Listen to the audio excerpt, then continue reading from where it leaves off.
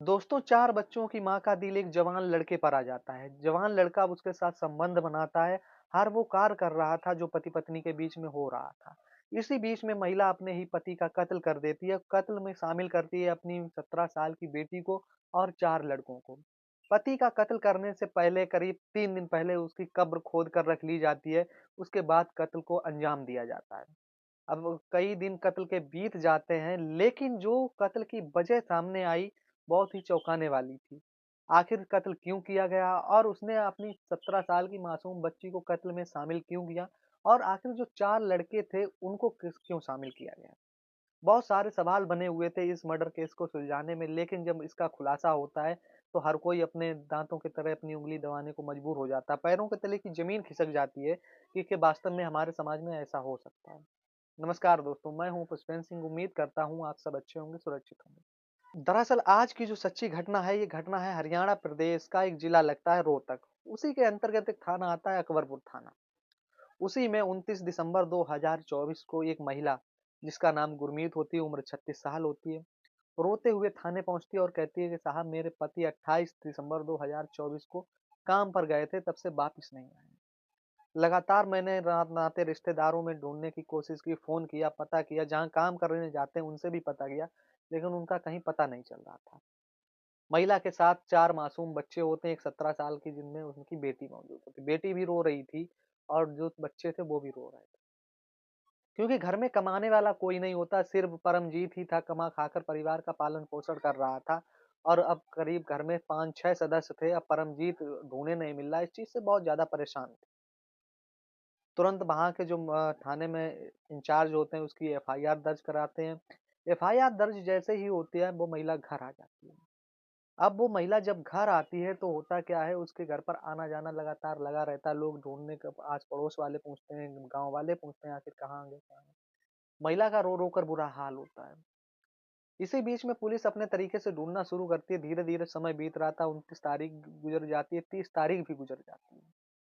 31 तारीख भी गुज़र जाती है, लगभग अब 3 दिन एफआईआर हो के गुज़र चुके थे, लेकिन अभी तक परमजीत का कोई अता-पता नहीं लग रहा था।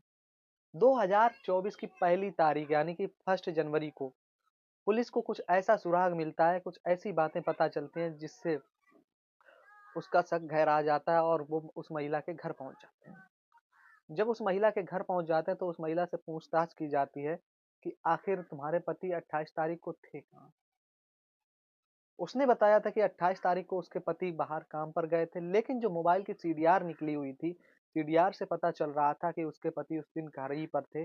उन्होंने बहुत सारे लोगों से बातचीत की थी और उन्होंने ये भी कहा था परमजीत ने कि आज वो काम पर नहीं जा रहे हैं, आज अपने परिवार के साथ समय बिताएँगे।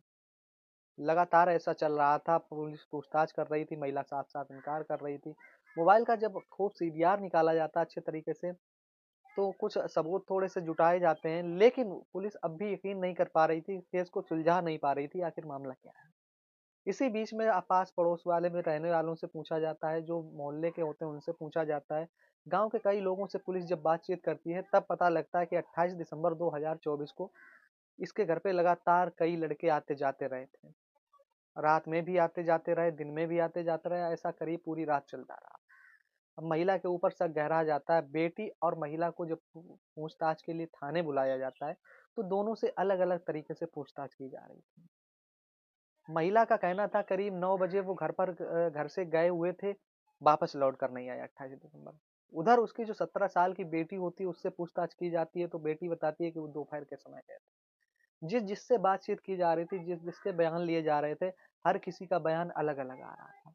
इससे पुलिस का शक बहुत ज़्यादा गहरा जाता है। अब क्लू कुछ ऐसे मिल जाते हैं जिससे कि महिला पकड़ी जाती है। क्योंकि महिला के फ़ोन में जो कॉल रिकॉर्डिंग थी, कॉल डिटेल थी, जो बातचीत की गई थी, उसके माध्यम से सब कुछ निकल कर आ जाता है।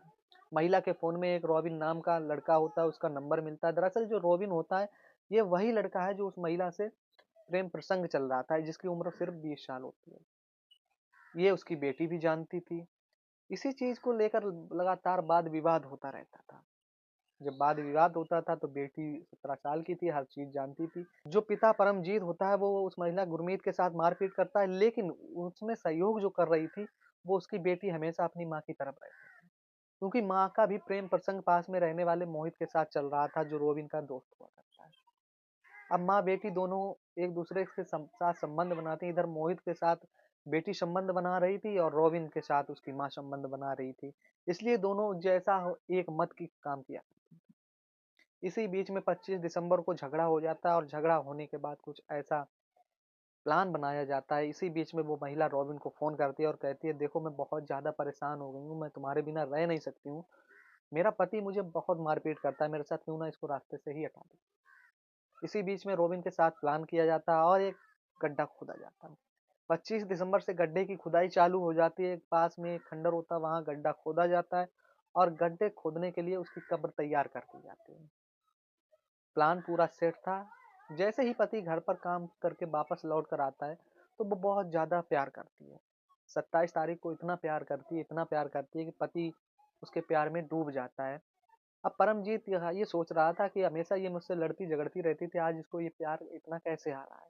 अब जो पत्नी थी उसके लिए अच्छा-सा पकवान बनाती, उसे खिलाती-पिलाती, उसके साथ संबंध बनाती और बहुत सारा प्यार करती। तभी वो इसी बीच में कहती है, आज चलो कुछ घूमने का मन कर रहा है। शाम का वक़्त धीरे-धीरे हो रहा था, 28 तारीख को शाम को वो दोनों घूमने के लिए निकलते हैं। लेकिन जैसे ही वो उस कब्र के पास घूमने के लिए ले जाती है और वो इशारा कर देती है रोबिन। रोबिन आता है, मोहित आता है, उसके साथ 2 लड़के और आते हैं। पीछे से उसके पति परमजीत पर हमला कर देते हैं। हमला करने के बाद उसको तुरंत जान से वहीं पर मार दिया जाता है। मारने के बाद उसको उसी कब्र में डालकर उसके ऊपर से नमक डाल दिया जाता है कि लाश जल्दी से गल जाए। अब वो महिला वापस घर आती है, उसको गाड़ने के बाद अपनी बेटी को बताती है कि मैंने परमजीत तुम्हारे पिता को रास्ते से हटा दिया, अब हम लोग आराम से रह सकते हैं। अब मोहित और रोबिन दोनों माँ-बेटियों के साथ संबंध बनाते हैं। अब लगातार पूरी रात आना-जाना लगा रहता था। ऐसी पार्टियाँ चल रही थी उस घर में। अब जौन-जौन आता उस महिला के साथ संबंध बना रहा था। खुशी की लहर पूरे घर में दौड़ रही थी क्योंकि उन्होंने एक मर्डर कर दिया था। लेकिन उन्हें ज़रा भी अंदेशा नहीं था कि उन्होंने जो कॉल रिकॉर्डिंग की उसके माध्यम से वो पकड़ी जाएँगी। 29 दिसंबर को जैसे ही सुबह होती है तो थाने पहुँच जाती है। अब जैसे थाने पहुँचती है उसके बाद जो चीज़ें खुलासा कर रही थी, महिला ने अपनी ज़ुबानी से जिस तरह परमजीत को मारा, वो सारा सब कुछ कबूल देती है जब अच्छे से पूछताछ की जाती है। फिलहाल उसकी डेड बॉडी को जब 3 तारीख को निकाला गया तो बॉडी अच्छे से सड़ गल गई थी परमजीत की। लेकिन जो पोस्टमार्टम कराया गया, पोस्टमार्टम के बाद पता चलता है कि उसपे कुछ जोरदार चोटों के कारण उसकी मौत हुई है। फिलहाल तो उसके दोस्तों को गिरफ्तार करके और महिला और उसकी बेटी को गिरफ्तार करके जेल भेज दिया गया है और लगातार पुलिस छानबीन में लगी हुई है कि इस घटना में कोई और तो शामिल नहीं है, किस-किस एंगल से आखिर क्या। आखिर अब उनके साथ जो महिला के 4 मासूम बच्चे थे जिनमें एक 17 साल की लड़की थी और 3 मासूम बच्चे थे जिनकी उम्र बहुत कम होती है, उनका क्या होगा? हो सकता है कि बाल सुधार में भेजे जाएँ या फिर कुछ ऐसा हो सकता है कि सरकार उनकी ज़िम्मेदारी लेगी या फिर नाते रिश्तेदारों को सौंप दिया जाएगा। ये तो आगे भविष्य की बात है, आखिर उन बच्चों के साथ क्या होता है। दरअसल इस कहानी को सुनाने का उद्देश्य किसी की भावनाओं को ठेस पहुँचाना नहीं था, बल्कि समाज में ऐसी जागरूकता लाने का था कि आजकल जो हमारे समाज में फैल रही कुरीतियाँ हैं, उससे आपको अवगत कराना था। कि आप अपने हमेशा सतर्क रहें, सुरक्षित रहें कि आगे जो आजकल इस दुनिया में हो रहा है, इस देश में हो रहा है, उससे हमेशा बच के रहें। किस-किस तरह से कत्ल हो रहे हैं, किस-किस तरह से लोग प्लान कर रहे हैं और कौन-कौन से रिश्ते शर्मसार हो रहे हैं, हम एक घटना के माध्यम से आप तक पहुँचाने का प्रयास करते हैं।